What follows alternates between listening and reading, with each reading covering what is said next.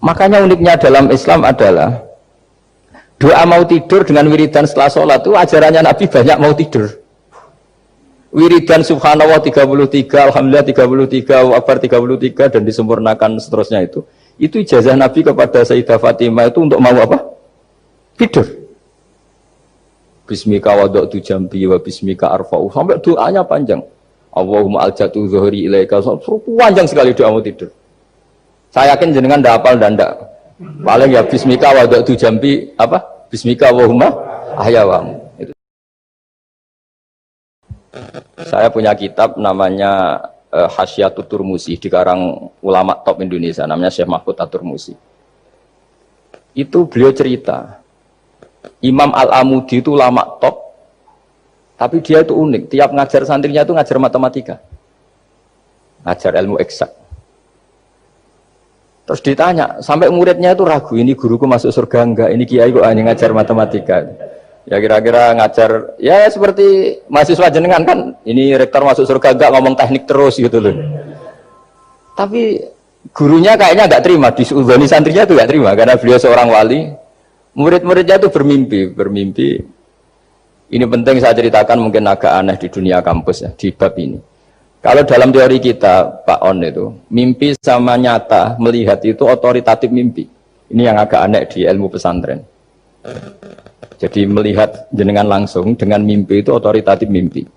Karena mimpi ru'yal mukmin dijamin oleh Rasulullah sama dengan 46 juz'un minan nubuwah. Jadi persennya itu besar sekali, 46% dari juz'un minan nubuwah, otoritatifnya. Nah tentu tidur yang benar. Logikanya gini, kata-kata kitab-kitab menjelaskan. Orang kalau melihat langsung itu pasti terpengaruhi oleh cinta atau tidak cinta, senang atau tidak senang, sedang butuh apa enggak. Jadi kalau saya sedang butuh dengan Pak Rektor itu melihatnya dengan penuh harapan. Jadi kalau saya sakit mau mati itu senang lihat dokter karena ini harapan, Rektor nggak ngefek gitu kan gitu. Tapi kalau saya politikus ngelihat ketua partai itu lebih respect ketimbang melihat dokter. Jadi gara-gara banyak kepentingan ini melihat itu nggak pernah jujur itu, nggak pernah jujur. Jadi kebodohan manusia justru karena melihat itu kalau dalam teori kita.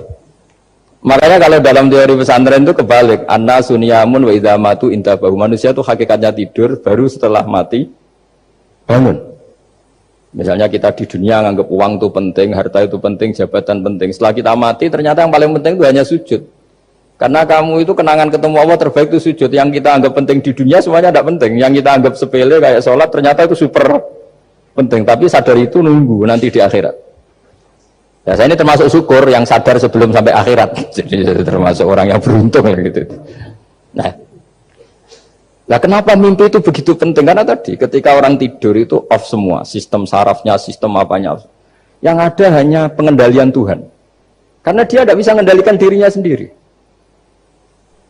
Apalagi kalau tidurnya benar ya tentu pakai wudhu, terus pakai doa-doa, terus menghadap kayak mayit itulah, standar mayit, menghadap ke kiblat kayak posisi mayit itu. Sehingga dia ada intervensi pada dirinya sendiri, ya tidak punya keinginan dari dirinya sendiri. Kamu kan nggak bisa ingin, wah tidur ingin ketemu wanita cantik kan tidak bisa tentukan gitu. Akhirnya ya benar-benar hanya milik Allah. Apalagi kalau kita bacanya benar, terus pikirannya benar. Makanya uniknya dalam Islam adalah doa mau tidur dengan wiridan setelah sholat itu ajarannya Nabi banyak mau tidur. Wiridan subhanallah 33, alhamdulillah 33, Allahu akbar 33 dan disempurnakan seterusnya itu ijazah Nabi kepada Sayyidah Fatimah itu untuk mau apa? Tidur. Bismika wada'tu jambi wa bismika arfa'u, sampai doanya panjang. Allahumma aljatu zuhri ilaika, panjang sekali doa mau tidur. Saya yakin jenengan ndak hafal dan ndak. Paling ya bismika wada'tu jambi apa?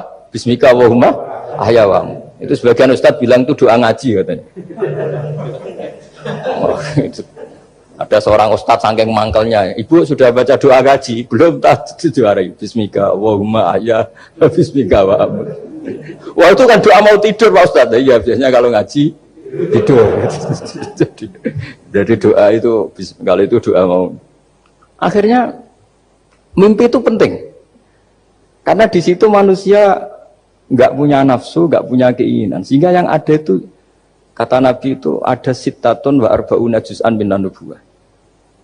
Sehingga dulu itu mimpi itu jadi sarana betul. Kita tahu kan cerita orang-orang dulu, Fir'aun itu kurang jahatnya, kurang kelirunya.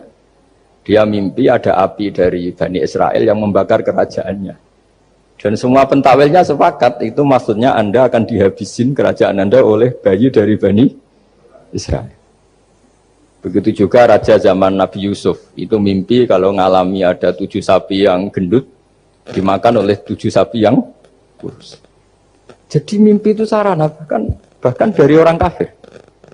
Karena ya tadi yang preman ya nggak ada premannya, yang soleh ya nggak ada solehnya, semua dikendalikan oleh Allah Ta'ala pas tidur. Sehingga tidur ini menurut agama lebih otoritatif, asal dengan tidur yang benar. Jangan tidur sambil ngerokok terus terbangun karena ininya kena itu. Nah, cerita-cerita unik begini kalau tidak orang pesantren itu tidak tahu.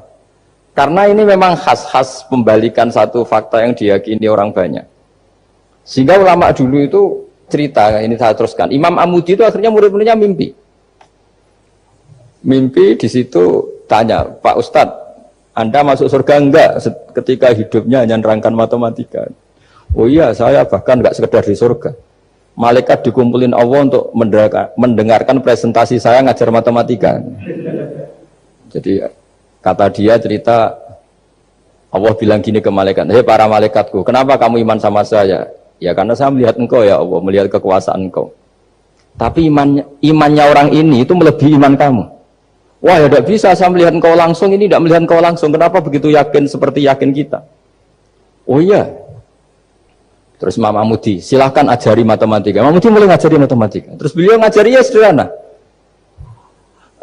Angka 2, 3 sampai ribuan sampai jutaan itu bin nisbat ilal wahid nisbatun wahidah, yaitu nisbatul far'i ilal asli.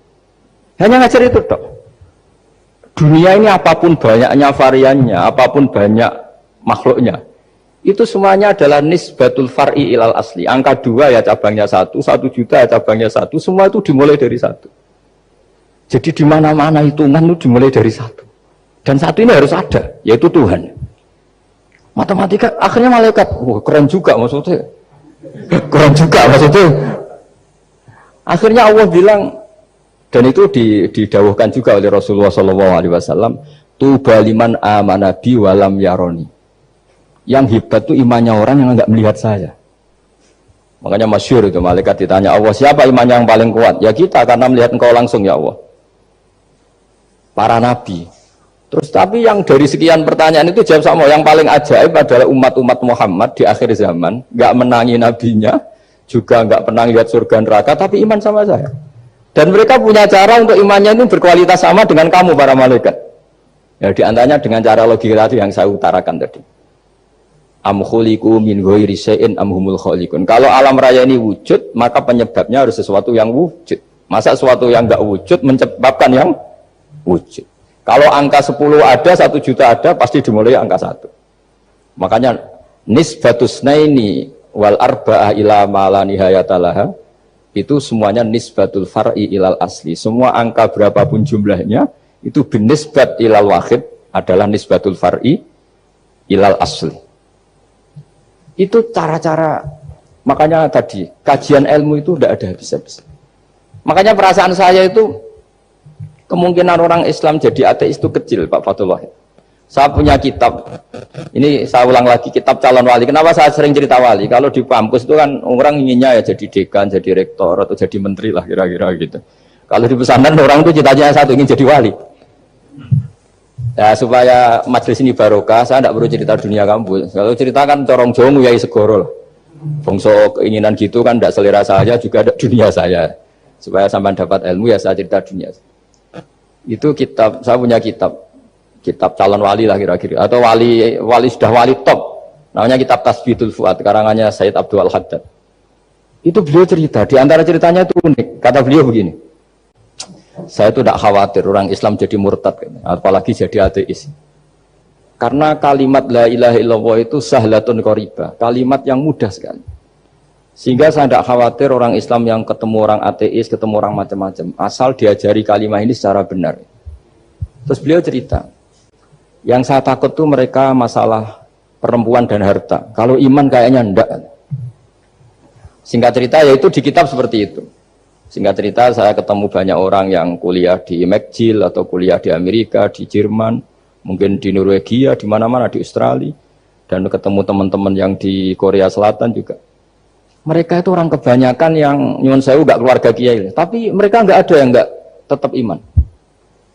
Ketika saya tanya, kenapa Anda tetap iman? Padahal ada beberapa negara yang lebih stabil, lebih makmur dibanding negara yang mengklaim sebagai negara Islam. Itu cara berpikir ya sederhana. Enggak lah Gus, kayaknya kok Tuhan kok ada tanggal lahirnya? Enggak lah, kayaknya yang namanya Tuhan tuh ya awal lah. Masa pencipta langit bumi dituhani orang yang lahirnya di bumi, kayak enggak lah kayaknya. Jadi ya berpikir sederhana. Padahal ya kurang ajarnya Masya Allah. Anak ini ya dugem ya macam-macam, tapi kalau ditanya disuruh yang lain nggak mau dia. Enggak lah, kayak yang benar tetap Islam. Karena kalimat ini, yaitu tadi eksistensi Tuhan, tadi eksistensi Allah itu, la ilaha illallah itu kalimatun sahlah, kalimatun qoribah, kalimah yang begitu mudah difahami. Kenapa mudah difahami? Misalnya kita ngaji, Tuhan itu siapa? Yang menciptakan langit dan bumi. Dengan misalnya perbandingan Tuhan itu siapa? Yang lahir di bumi tahun sekian. Enak mana cara kita menerima itu? Kan keren yang menciptakan langit dan bumi. Tuhan itu siapa? Yang ada sebelum langit dan bumi. Dengan misalnya Tuhan adalah yang lahir di bumi. Keren mana? Nah, bayangkan kalau kita punya Tuhan Fir'aun.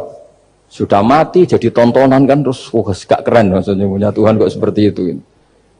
Nah ini yang katanya Syekh Abdul Haddad. Kalimat ini sahlatun qoribah. Sehingga kalimat ini pula yang kita dilatih, la ilaha illallah kalimatu haqqin 'alaiha nahya wa 'alaiha namut wa 'alaiha nub'ats atau wa biha nub'ats insyaallah taala minal aminin. Nah, saya sebetulnya tadi datang itu tidak ingin menjelaskan ini, tapi tadi kata Pak Fathul Wahid, ilmu itu kalau dikaji tambah hari tambah mudah, karena perangkat untuk menemukan bulan itu misalnya nggak rata itu gampang sekali. Pakai teori pemandangan ya bisa, pakai teori gambar juga bisa. Kalau teori pemandangan tadi, kalau kita bisa melihat mobil 2 meter masih kelihatan 2 meter, itu dengan jarak berapa? Masih orisinil seperti itu. Tambah jauh, tambah tidak kelihatan, tambah jauh. Nah ternyata setelah 5 kilo misalnya tidak kelihatan. Berarti untuk jumlah 2 meter hilang per 5 kilo. Nah berarti kalau bulan masih kelihatan segitu, berarti jarak kita dan bulan kira-kira sekian ribu kilo. Itu bisa dihitung, itu tanpa teknologi. Makanya sebetulnya teknologi itu nyumbang itu nggak sampai 30%. Yang paling banyak ya sains tadi, pengetahuan itu yang kayak tadi orang menemukan pesawat itu kontribusi terbesar tetap pengetahuan. Misalnya pesawat dari bahan ini kalau kecepatan sekian kena angin pecah enggak, tetap pengetahuan yang menopang itu. Teknologi kan paling mengantar supaya pesawat kecepatan sekian didorong mesin sekian dengan apa begitu. Nah pesantren seperti kita ya, saya ini dididik Mbah Mun, dididik bapak saya, buyut-buyut saya, kiai. Itu sekali alim, yang alim betulan, itu ya alim betul. Ya karena memang yang repot nih yang agak-agak dukun itu ya ribet itu. Penting rambutnya gondrong, terus terkenal gak pernah mandi, terus nanti ada orang tertentu tertarik minta doa. Ini yang ribet ini, susah ini sertifikasinya susah ini karena. Tapi kalau kita ini di pesantren yang cara sertifikasinya jelas. Jadi berani jadi Gus harus bisa baca Mu'in gitu, berani jadi Kiai harus bisa baca Wahab. Aturan mainnya jelas kalau di ini. Yang repot tuh yang sebagian itu aturan mainnya tidak jelas. Terus promosinya itu pernah datangi menteri loh, pernah datangi, wah ya ribet kalau ukuran keren tuh didatangi apa? Menteri atau pejabat. Saya teruskan ya, karena ilmu itu harus menyelamatkan kita sampai di depan Allah Subhanahu wa Ta'ala. Nah, ketika kita menyifati Allah itu az-zahir, zat yang begitu jelas.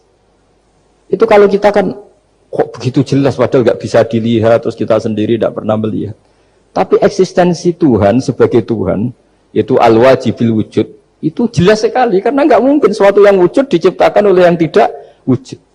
Kenapa harus awal? Masa pencipta datangnya terlambat? Terus juga harus bakok itu abadi atau al-akhir kalau dalam bahasa Quran. Masa zat yang superior kemudian kalah sama yang diciptakan. Berarti nanti ada kekuatan besar yang mengalahkan Tuhan. Ya kan ya aneh, kekuatan ini dalam kendalinya kemudian Allah kalah kan tidak mungkin. Makanya disebut al-akhir. Allah pasti tidak ada yang mengalahkan. Terus diantaranya lagi disebut qiyamuhu binafsihi. Kalau dalam bahasa Quran disebut al-qayyum. Zat yang berdiri sendiri. Gak boleh Tuhan butuh yang lain. Kalau butuh yang lain berarti bergantung pada yang lain. Dan nggak usah jadi Tuhan lah kalau masih butuh yang lain. Sehingga karena kekuatan ini, saya ulang lagi, karena kekuatan ini, ketika anak-anak mahasiswa kuliah di Jerman atau di Swiss, di negara-negara yang lebih bahagia ketimbang negara yang mayoritas Muslim, itu mungkin mereka tertarik sama sistem negara itu karena ada jaminan sosial ini. Tapi nggak pernah tertarik sama Tuhannya negara itu. Karena dihitung-hitung tadi Tuhannya mesti keren kita gitu. Jadi, nah ini cerita ke saya Abdul Haddad. Kata saya Abdul Haddad, kamu udah usah khawatir lah umat Islam murtad atau jadi ateis gitu. Karena penjelasan tauhid Islam itu begitu jelas. Jadi by design manusia itu pasti nerima tauhid kira-kira gitu. Jadi ini pentingnya adz-dzahir. Jadi Allah itu begitu apa? Jelas. Tapi Allah juga mensifati dirinya al-batin. Nah, al-batin itu gak mudah dikenali. Kenapa? Karena tubuh kita desainnya ini profan. Tubuh kita tidak sempurna, rentan. Nah, tentu sesuatu yang gak sempurna ini tidak bisa melihat zat yang super apa? Sempurna. Kita bisa rusak sementara Allah tidak. Nah, karena alasannya tubuh kita ini didesain untuk rusak, maka di surga itu keyakinan para ulama orang bisa melihat Allah karena desain tubuhnya sudah dirubah dari desain profan menjadi keabadian. Sehingga di sini terus ada kelayakan melihat. Itu pun tetap min ghairi kaifin walan hisorin, tetap ya bisa melihat, tapi corong Jawa itu keceluk melihat tapi tidak sampai faham. Karena bagaimanapun Allah itu la tudrikul absar wa huwa yudrikul absar. Bagaimanapun Allah itu laisa kamitslihi syai'un, tidak ada padanannya. Jadi makanya Allah punya sisi adz-dzahir bisa dikenali sekali. Kenapa? Ya tadi nisbatus naini wal arba'ah ila ma la nihayata laha itu nisbatul far'i ilal asli. Saya punya kitab Pak Fathul Wahid, diajar Mbah Mun dulu, kitab Al-Husnul Hamidiyah. Itu yang ngarang itu ya kayak kelihatan ngawur, tapi ngawurnya orang alim. Jadi di situ ada gambar, gambarnya itu nggak jelas. Mungkin pengarangnya juga nggak bisa gambar kayaknya. Wah bulat, benang bulat ada, gambar gunung ada, gambar yang tambah ngawur ya banyak sekali. Gambarnya itu nggak ada yang jelas. Tapi dari nggak jelas itu beliau bilang gini, gambar yang bulat ini, yang nggak jelas ini, tetap kamu punya rumus kan? Itu dimulai dari satu titik. Mau gambar gedung tingkat 5, mau gambar hutan ada harimaunya, tetap dimulai dari satu titik. Ya alam raya ya seperti itu, mau ada Mars, cek mau ada Jupiter, kayak tetap dimulai dari situ titik. Nah ini namanya nuqtatul wujud, titik kewujudan, yaitu Allah Subhanahu wa Ta'ala. Sehingga ketika kita ngaji, ketika di pesantren dulu, penjelasannya adalah Al-Quran maknanya dipadatkan di Fatihah, Fatihah dipadatkan di Bismillah, katanya Bismillah dipadatkan di titiknya ba. Nah titik ba ini dianggap titik awal wujud, bi kana makana wa bi yakunu mayakun. Kira-kira Allah mentitahkan karena saya semuanya yang ada, dan karena saya yang mau ada bisa saya adakan. Nah, itu sirinya lah. Jadi menerangkan tauhid itu pakai gambar. Gambarnya keliru sekali lah kalau dalam orang seni mesti melihat gak seni itu. Karena dia gak butuh gambarnya, butuh mau menjelaskan buat dunia sebanyak ini, buat alam raya sebanyak ini tetap dimulai dari satu titik. Nah, sehingga di sini ada tauhid qul huwallahu ahad, Allahus samad, saat terus ya. Nah, saya mohon lewat penjelasan ini ya, baik orang yang ahli teknik maupun ahli medis, ahli apa saja, tolong latihlah memberi penjelasan yang mudah. Sehingga agama ini mudah dicerna. Sehingga kalau ini dijelaskan cara mudah beragama itu jadi gampang. Makanya ciri utama agamanya orang-orang baik itu satu, man radiya billahi robba. Radiya itu senang banget. Kenapa senang banget? Karena memang agama ini nyaman, indah. Jadi datang dengan kebenaran yang mudah dicerna. Coba kalau agama ini datang dengan cara misalnya gini, kamu harus menuhankan ini. Dan kita tahu itu lahirnya di bumi. Kan ada yang ganjel. Kok Tuhan sama buminya dulu, buminya ini gimana ini? Kan pusing. Bu Anda profesor nggak bisa jawab itu. Tapi kalau Tuhan itu adalah yang ada sebelum langit dan bumi, kan ya iyalah, masa Tuhan terlambat datangnya, kan terus enak itu menerimanya itu. Makanya diantara kekalahan Fir'aun berdebat, ya Nabi Musa ya Nabi lah, juga proses ya. Nabi Musa ketika ditanya Fir'aun, wa ma rabbul alamin, Tuhan kamu itu siapa? Jawabnya Nabi Musa, rabbus samawati wal ardi, yang menuhani langit dan bumi. Itu Fir'aun masih bisa ngeles. Saya jalan-jalan kemana-mana, yang dituhankan saya, berarti yang Tuhan ya saya dong. Ma'alim tulakum min ilahin apa? Ghairi kata Fir'aun. Soal Tuhan kamu di langit begini kata Fir'aun. Haman dipanggil, Haman bikinkan piramida yang paling tinggi. Saya ingin melihat Tuhannya Musa. Musa bingung kan? Padahal kalau naik piramida nanti Fir'aun pun tidak bisa melihat Allah kan? Wong yang nabi yang kiai aja nggak bisa melihat apalagi Fir'aun. Padahal celakanya ketika dia tidak melihat Allah, dia akan mengatakan Allah itu tidak ada, ribet kan? Itu penjelasan tentang Tuhan yang sebetulnya sudah absolut lah. Rabbus samawati wal ardi, Tuhannya langit dan bumi. Tapi itu nggak ngefek, di perdebatan nggak ngefek. Yang ngefek adalah ketika Musa bilang gini, Rabbukum wa rabbu abaikumul awwalin. Sing nuhani buyutem. Wah kaget pengawal. Pengawal-pengawalnya langsung do iman meskipun secara siron, secara rahasia. Iya, nah Quran pangeran berarti buyutnya rada pangeran. Kan pangerannya putu nih, berarti buyutnya wah ribet kan? Ya kalau Fir'aun Tuhan, bapaknya tambah Tuhan kan, mbahnya, buyutnya. Akhirnya kata pengawal Fir'aun, geblek tenan Fir'aun. Artinya apa? Kadang argumentasi yang sudah benar, yaitu Tuhannya langit dan bumi kan ya benar lah. Tapi itu tidak ngefek, di perdebatan tidak ngefek. Yang ngefek adalah ketika Rabbukum wa rabbu abaikumul awwalin. Yang nuhani nenek moyang kamu. Orang mulai mikir kalau Fir'aun itu Tuhan, lalu nenek moyangnya Tuhannya siapa? Jadi ini seninya, makanya diantara syarat Nabi, jadi Nabi itu sidik, amanat, tabligh, fatwa.